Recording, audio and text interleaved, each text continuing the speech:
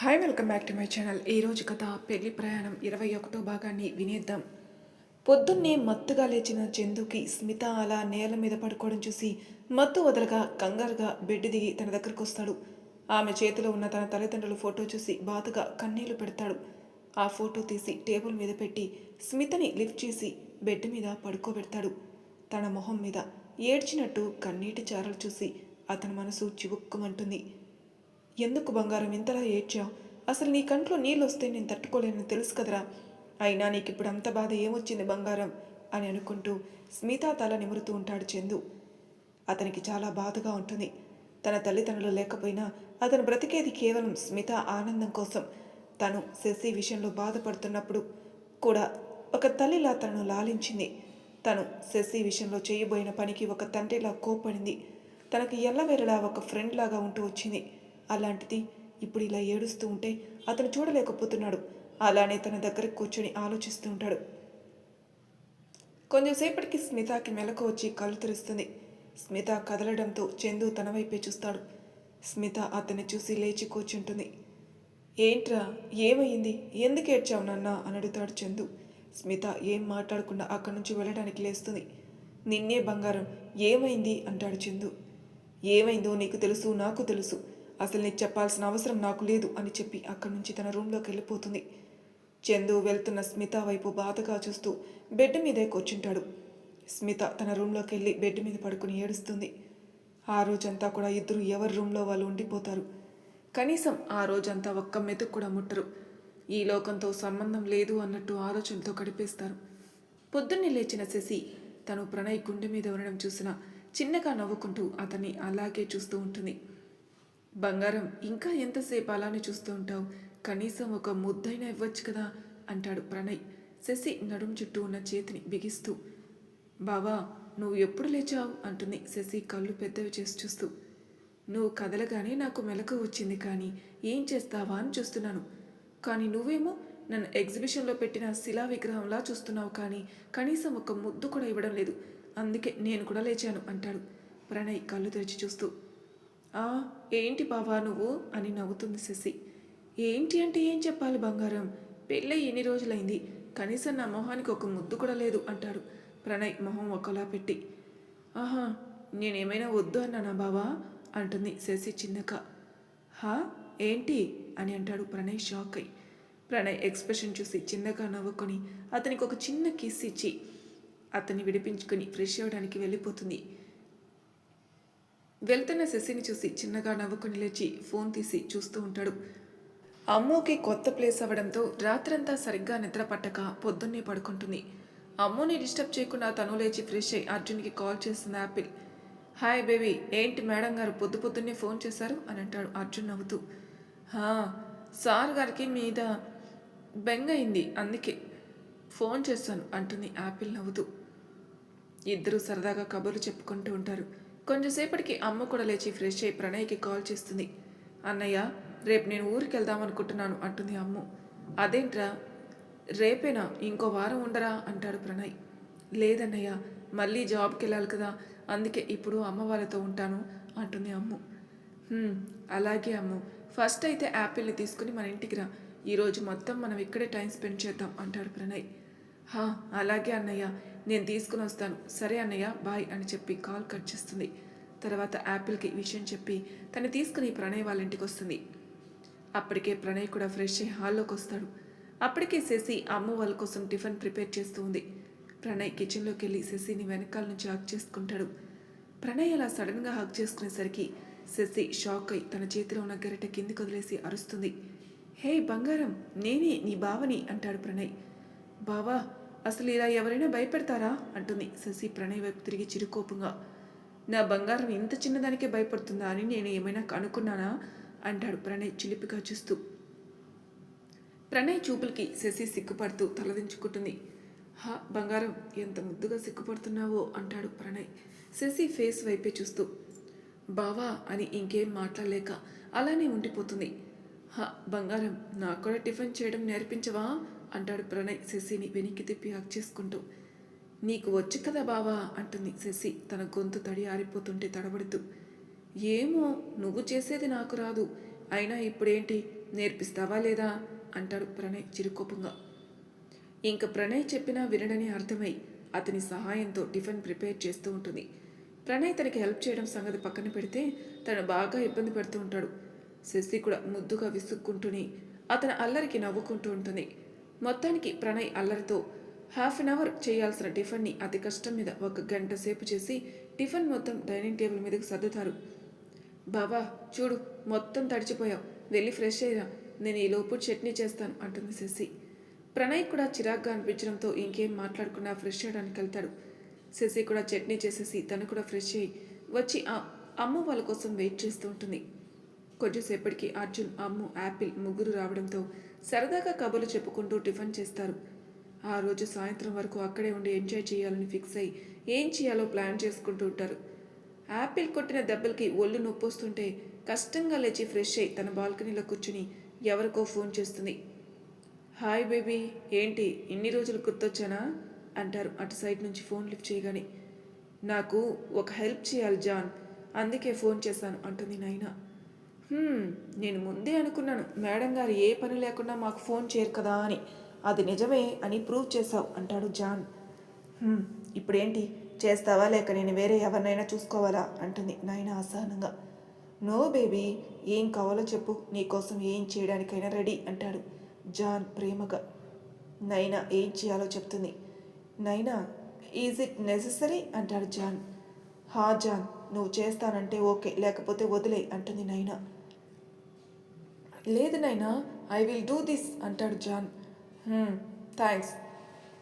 Thanks John, and make it fast అంటుంది Naina. I will నైనా అంటాడు జాన్. నైనా కాల్ కట్ చేసి ఫోన్లో ఉన్న ప్రణయ్ ఫోటో చూస్తూ, తప్పు చేశావు ప్రణయ్, శశిని నీ వైఫ్ అని ఇంట్రడ్యూస్ చేసి చాలా తప్పు చేశావు, దానికి తగిన శిక్ష నేను వేస్తాను కదా నీకు అనుకుంటూ ఉంటుంది నైనా.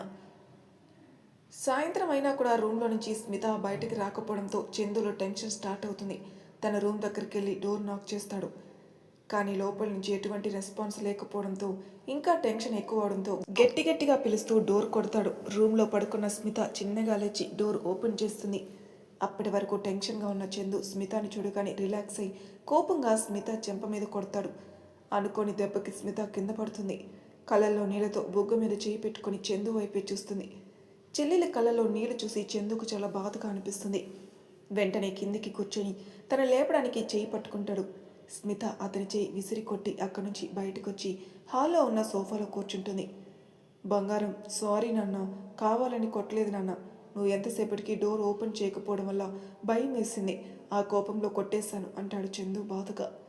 స్మిత అతన్ని పట్టించుకోకుండా ఇంకో వైపుకి చూస్తూ ఉంటుంది. ప్లీజ్ బంగారం, సారీ చెప్తున్నాను కదా, నాతో మాట్లాడరా, నువ్వు నాతో మాట్లాడకపోతే నేను ఉండలేను నాన్న అంటాడు చందు. అయినా స్మిత నుంచి ఎటువంటి రెస్పాన్స్ ఉండదు. పక్కకు చూస్తూ కన్నీళ్లు పెట్టుకుంటూ ఉంటుంది. చందు స్మిత ఎదురుగా కింద కూర్చొని తన ఒడిలో తల పెట్టుకుని ప్లీజ్ బంగారం అని అంటాడు బాధగా. తన అన్నయ్య అంత బాధపడడం చూడలేక స్మిత మెల్లగా చందు తల నిమురుతూ ఉంటుంది. అసలే బాధలో ఉన్న నాకు నువ్వు ఎలాంటి రెస్పాన్స్ ఇవ్వకపోయేసరికి భయం వేసింది, ఆ భాగంలో కొట్టేశాను అంటాడు చందు.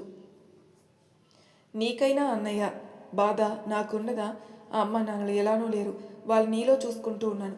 అలాంటి నువ్వు అలా తాగి తిండి తిప్పలు మానేసి పిచ్చోళ్ళు అవుతుంటే చూస్తూ ఎలా ఉండగలన్నయ్య? నువ్వు కూడా లేకపోతే నేను నిజంగానే అనాథనైపోతాను. నీకు తెలుసు కదా అన్నయ్య, నాకు నువ్వు తప్ప ఇంకెవరున్నారు? నువ్వు లేకపోతే నాకేమీ తెలియదని నీకు తెలుసు కదా, మరి నువ్వు ఇలా చేస్తే ఎలా అన్నయ్య అంటుంది స్మిత ఏడుస్తూ. సారీ బంగారం, రియల్లీ సారీ నాన్న, నేను నా ప్రేమని చేరుకుంటున్నాను అనుకున్నాను, కానీ నిన్ను ఇంత బాధ పెడుతున్నానని మాత్రం తెలుసుకోలేకపోయాను నాన్న. సారీ బంగారం, నాకు ఎవరు వద్దు, నువ్వు చాలు నాన్న నాకు. అయినా నీకంటే నాకు ఎవరు ఎక్కువ కాదు. ఇంకెప్పుడు నీకు నచ్చని పనులు చేయను. అండ్ మెయిన్గా మనం ఇక్కడ ఉండద్దు, వెళ్ళిపోదాం. ఇక్కడే ఉంటే నేను శశిని మర్చిపోలేను అంటాడు చందు బాధగా. అన్నయ్య, మనం ఎందుకు వెళ్ళాలి అన్నయ్య? అయినా శశి ఏమీ నీ మీద కోపంగా లేదు. ముఖ్యంగా తను నీ ఫ్రెండే కదా అన్నయ్య. తనే చెప్పింది కదా ఫ్రెండ్ లాగైతే మాట్లాడతానని. అలానే ఉందాం. మనం ఇక్కడి నుంచి వెళ్ళినంత మాత్రాన నువ్వు తనని మర్చిపోవడం అనేది జరగదు కదా అన్నయ్య. అదే తన ముందే ఉంటూ ప్రణయ్ శశి రిలేషన్ చూసి తను హ్యాపీగా ఉందని నీకు అనిపిస్తే అప్పుడు నీ అంతటి నువ్వే మర్చిపోతావు. ఇది నాన్న మన కోసం కట్టించిన ఇల్లు అన్నయ్య. ముందే నువ్వు చదువు కోసమని చాలా సంవత్సరాలు ఈ ఇంటికి దూరంగా ఉన్నావు.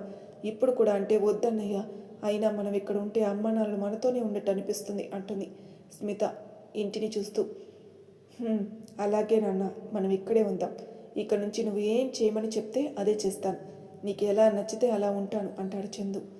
అలాగే అన్నయ్య, కానీ నువ్వు ఫస్ట్ శశికి సారీ చెప్పాలి.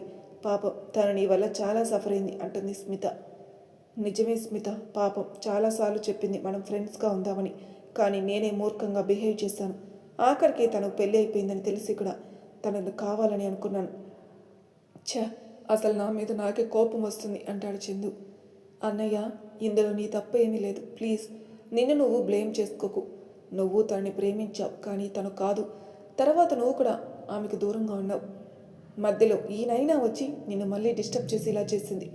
సో ఇందులో ఏమైనా తప్పు ఉందంటే అది ఆ నైనా అదే మాత్రమే అంటుంది స్మిత చందు వైపు చూస్తూ. చందు ఏం మాట్లాడుకున్న తలంచుకొని కూర్చుంటాడు. అతనికి ఇప్పుడు కొంచెం స్పేస్ అవసరమని స్మిత తన రూమ్లోకి వెళ్ళిపోయి ఫ్రెష్ అయ్యడానికి వెళ్తుంది. చందు కళ్ళ ముందు నవ్వుతూ ఉన్న శశి రూపమే కనిపిస్తుంది. అలానే అతని వల్ల ఆమె పడిన బాధ కూడా కనిపిస్తుంటే బాధగా వెనక్కి వాలి పడుకుంటాడు. అతని కళ్ళ నుంచి నీళ్లు వస్తూ ఉంటాయి. అమ్మో, నీకు ఎలాంటి హస్బెండ్ కావాలి అని అంటుంది యాపిల్ క్యారమ్స్ ఆడుతున్న అమ్ము వైపు చూస్తూ. అమ్ముకి ఏం చెప్పాలో అర్థం కాక సిగ్గుపడుతూ తలదించుకుంటుంది. హే మెంటల్, ఎప్పుడు ఏం మాట్లాడాలో తెలీదా అని అంటాడు అర్జున్ యాపిల్ తల మీద మొటిక్కాయ వేస్తూ. అబ్బా అర్జున్, అది కాదురా, తనకి కొన్ని ఇష్టాలుంటాయి కదా, అందుకే అడుగుతున్నాను. ఒకవేళ ఆ క్వాలిటీస్ మనకు తెలిసిన వారైనా ఎవరికైనా ఉంటే వాళ్ళకిచ్చి పెళ్లి చేయొచ్చు, ఏమంటావు శశి అంటుంది యాపిల్ శశి వైపు చూస్తూ. నిజమే యాపిల్, నువ్వు చెప్పింది నిజమే. ఏమ్మా మరదల పిల్ల, ఎలాంటి హస్బెండ్ కావాలేంటి మీకు అని అంటుంది శశి నవ్వుతూ. ప్రణయ్ కూడా అమ్ము ఏం చెప్తుందా అని తన వైపే చూస్తూ ఉంటాడు. వదిన, నీకు ఆల్రెడీ తెలుసు కదా, మళ్ళీ ఎందుకు అడుగుతున్నావు అంటుంది అమ్ము చిరుకోపంగా శశి వైపు చూస్తూ. నాకు తెలుసు మర్దల్, కానీ మీ అన్నగారికి తెలియదు కదా, అందుకే మళ్ళీ అడుగుతున్నాను అంటుంది శశి నవ్వుతూ. నాకు మా అన్నయ్య లాంటి వాడే కావాలి అంటుంది అమ్ము ప్రేమగా ప్రణయ్ వైపే చూస్తూ. ఆ మాటకి ప్రణయ్ కూడా ప్రేమగా చెల్లిని దగ్గరకు తీసుకుంటాడు. హలో పాప, అలాంటి వాడంటే కుదరదు, ఎందుకో కూడా చెప్పాలి అంటుంది శశి. ఎందుకంటే మా అన్నయ్యకి నేను మనసులో అనుకున్నది కూడా తెలుస్తుంది. నేను అడగకముందే అన్నీ తీసుకుని వస్తాడు. నాకు దెబ్బ తగిలితే మా అన్నయ్య కళ్ళల్లో నీళ్లు తిరుగుతాయి. నాకు ఫస్ట్ ప్రైజ్ వస్తే నాకంటే ఎక్కువ మా అన్నయ్య హ్యాపీగా ఫీల్ అవుతాడు. నాకు ఫీవర్ వస్తే నాకంటే ఎక్కువ మా అన్నయ్య బాధపడతాడు. మొత్తంగా ఒక అమ్మలా, నాన్నలా, ఫ్రెండ్లా, అందరిలా నన్ను చూసుకుంటాడు. ముఖ్యంగా మా అన్నయ్యకి మా వదినంటే ప్రాణం. ఆ ప్రాణం కోసం ఏం చేయడానికైనా సిద్ధంగా ఉంటాడు. ప్రాణాలు ఇమ్మని అడిగినా చిరునవ్వుతో ఇచ్చేస్తాడు. వదిన నోరు తెరిచి అడగకముందే తన ప్రాబ్లం తెలుసుకుని దాన్ని సాల్వ్ చేశాడు. ఆమె కోసం ఎంత పెయిన్ అయినా తీసుకుంటాడు. అదే పెయిన్ తనకు వస్తే అస్సలు తట్టుకోలేడు. ఇప్పుడు చెప్పండి, మా అన్నయ్య లాంటి హస్బెండ్ రావాలి అనుకోవడం తప్ప అంటుంది అమ్ము. తను చెప్పింది విని అందరూ ప్రణయ్ వైపే చూస్తారు. ప్రణయ్ మాత్రం తన చెల్లి వైపే చూస్తూ తనని దగ్గరికి తీసుకుని నుదుటి మీద ముద్దు పెట్టుకుంటాడు.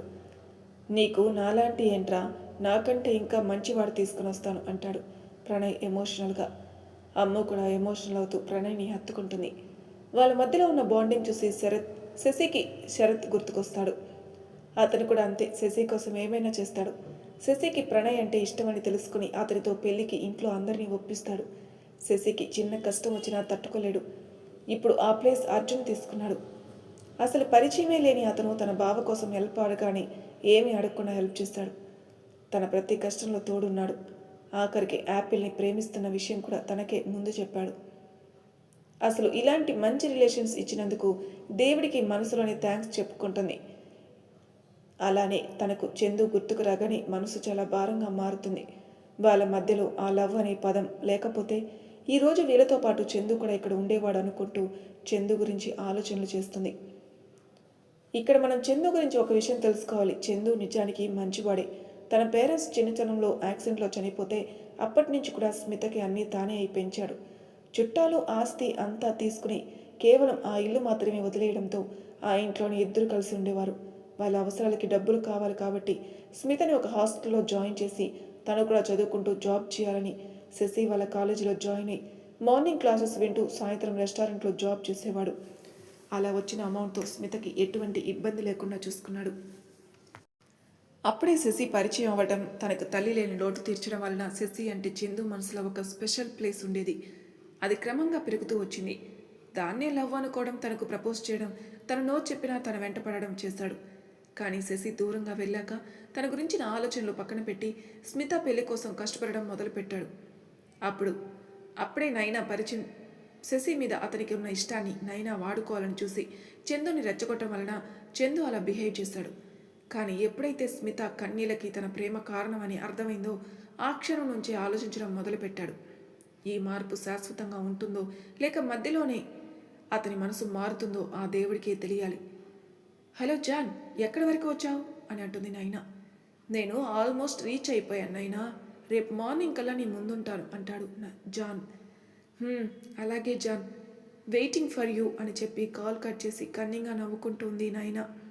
మరి తర్వాయి భాగంలో ఏం జరగబోతుందో నెక్స్ట్ ఎపిసోడ్లో తెలుసుకుందాం.